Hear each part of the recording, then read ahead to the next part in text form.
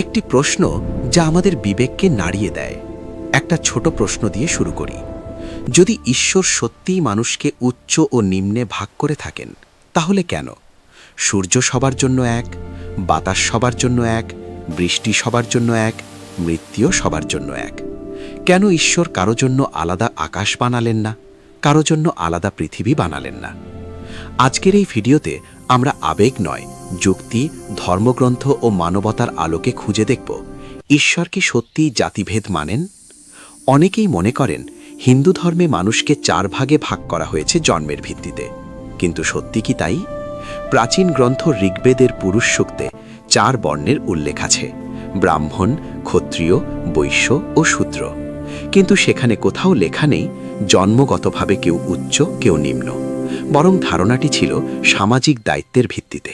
যে জ্ঞান চর্চা করবে সে ব্রাহ্মণ, যে রক্ষা করবে সে ক্ষত্রিয়, যে ব্যবসা করবে সে বৈশ্য, যে সেবা করবে সে শূদ্র। এটা ছিল কাজের বিভাজন, মানুষের মর্যাদার বিভাজন নয়। এবার আসি ভগবদ্গীতাতে। এখানে শ্রীকৃষ্ণ স্পষ্টভাবে বলেন, চাতুর্বর্ণং ময়া সৃষ্টং গুণকর্ম বিভাগসাহা, অর্থাৎ 4 বর্ণ সৃষ্টি হয়েছে মানুষের গুণ ও কর্ম অনুযায়ী। খেয়াল করো, গুণ ও কর্ম বলা হয়েছে, জন্ম বলা হয়নি। যদি জন্মই সবকিছু নির্ধারণ করত, তাহলে কেন একই পরিবারে ভিন্ন স্বভাবের সন্তান জন্মায়? কেন কেউ জ্ঞানী হয়, কেউ যোদ্ধা হয়, কেউ শিল্পী হয়? কারণ মানুষের পরিচয় তার কর্মে। উপনিষদে একটি গভীর ধারণা আছে, অহং ব্রহ্মাস্মি, আমি ব্রহ্ম, অর্থাৎ প্রতিটি আত্মাই ঐশ্বরিক। যদি প্রতিটি আত্মা ঈশ্বরের অংশ হয়, তাহলে কার আত্মা বড়, কার আত্মা ছোট? কেউ নয়, সবাই সমান। সময়ের সাথে সাথে ক্ষমতা ও স্বার্থের রাজনীতি ধর্মকে ব্যবহার করেছে। কিছু মানুষ নিজেদের প্রভাব বজায় রাখতে বর্ণ ব্যবস্থাকে জন্মভিত্তিক করে তোলে। এভাবেই শুরু হয় বৈষম্য।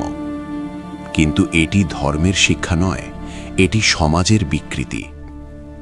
প্রকৃতির দিকে তাকাও। সূর্য কখনো বলে না আমি শুধু উচ্চ জাতির ঘরে আলো দেব। বৃষ্টি কখনো বলে না আমি শুধু বিশেষ কারোর জমিতে ঝরব। মৃত্যু কখনো বলে না আমি শুধু নিম্ন জাতিকে নেব। প্রকৃতি সম্পূর্ণ নিরপেক্ষ। ঈশ্বর যদি প্রকৃতির স্রষ্টা হন, তাহলে তিনি পক্ষপাত দুষ্ট হবেন কেন? স্বামী বিবেকানন্দ বলেছিলেন, প্রতিটি আত্মাই সম্ভাব্য ঈশ্বর। এই কথার গভীর অর্থ হল, মানুষকে অপমান করা মানে নিজের মধ্যকার ঈশ্বরকে অপমান করা। মহাত্মা গান্ধী অস্পৃশ্যতাকে পাপ বলেছেন। তিনি হরিজন শব্দ ব্যবহার করেছিলেন, অর্থাৎ ঈশ্বরের সন্তান। এটি ছিল এক শক্ত বার্তা, সব মানুষ সমান। আজও অনেক জায়গায় জাতির নামে অপমান, বৈষম্য, বর্জন দেখা যায়। কিন্তু প্রশ্ন হল, আমরা কি ধর্ম মানছি নাকি কুপ্রথা মানছি? ধর্ম কখনো ঘৃণা শেখায় না। চলো একটু কল্পনা করি। উচ্চ জাতির জন্য আলাদা সূর্য, নিম্ন জাতির জন্য আলাদা আকাশ, কারো জন্য পরিষ্কার বাতাস, কারো জন্য বিষাক্ত বাতাস। এমনটা কি হয়েছে? না, কারণ ঈশ্বর এক এবং তার সৃষ্টি সবার জন্য সমান। ধর্ম মানে ধারণ করা, মানবতা ধারণ করা, দয়া ধারণ করা, ন্যায় ধারণ করা। জাতিভেদ নয়। একই পৃথিবী, একই আকাশ, একই সূর্য।